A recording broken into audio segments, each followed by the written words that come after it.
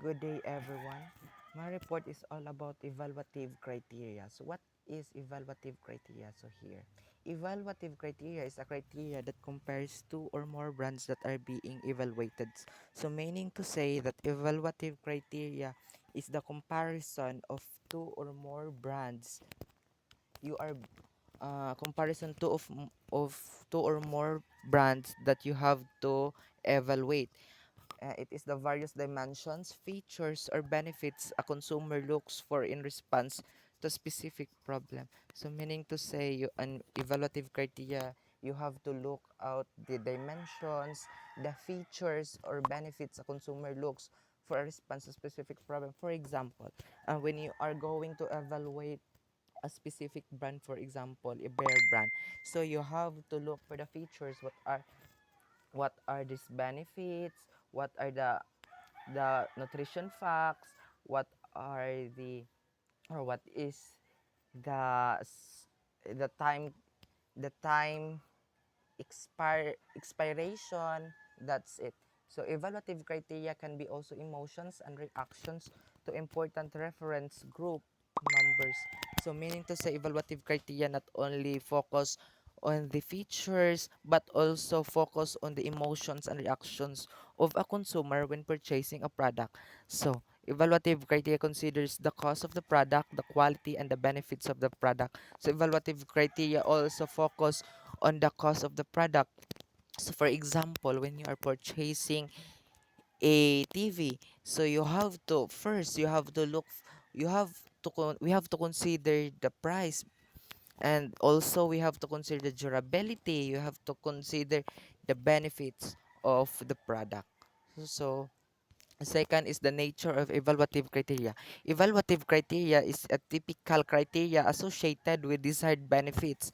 For example, the consumer wants fluoride in their toothpaste to reduce cavity. So meaning to say, the fluoride here is an evaluative criteria because they want the product. So meaning evaluative criteria also emphasizes the wants or needs of a consumer. So why they want the product? Because they want to reduce the cavity. So why they want the fluoride? Because they want to reduce the cavity. So the to reduce the cavity here is the benefit. It is often more persuasive to marketers to communicate brand benefits rather than evaluative criteria because it is the benefits that consumers specifically desires. So we consumers tend to look out the benefits of the product. We are not specific, we are not particular in the, we are not particular on the features, we are not particular on the considered what we call, external factors. We are considering the benefits, the brand.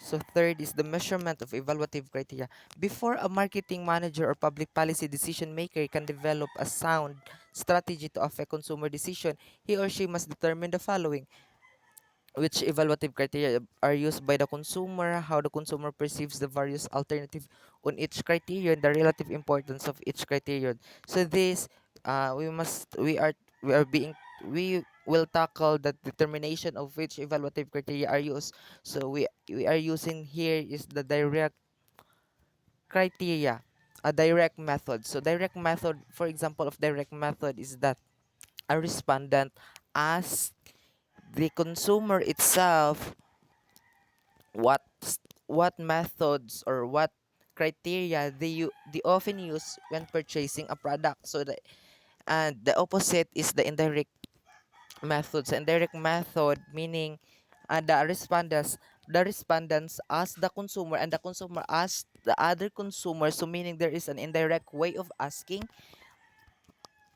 the criteria of someone else. Determination of consumers' judgment of brand performance specific evaluative criteria. Varieties of methods available for measuring consumers' judgment of brands performance includes rank ordering scales, semantic differential scale, and Likert scale. So in determination of consumers' judgment of brand performance on specific evaluative criteria, there is what we call scaling.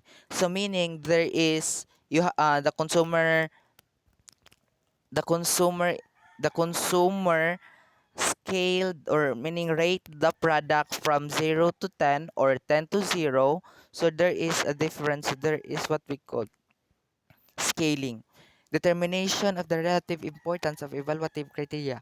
It can be measured either direct or by indirect methods. So as what I have said earlier, the direct and indirect method. No matter technique is used, the way it should be specified because attribute importance often changes with the situation. So whatever you use, whatever methods we use as a consumer, it different.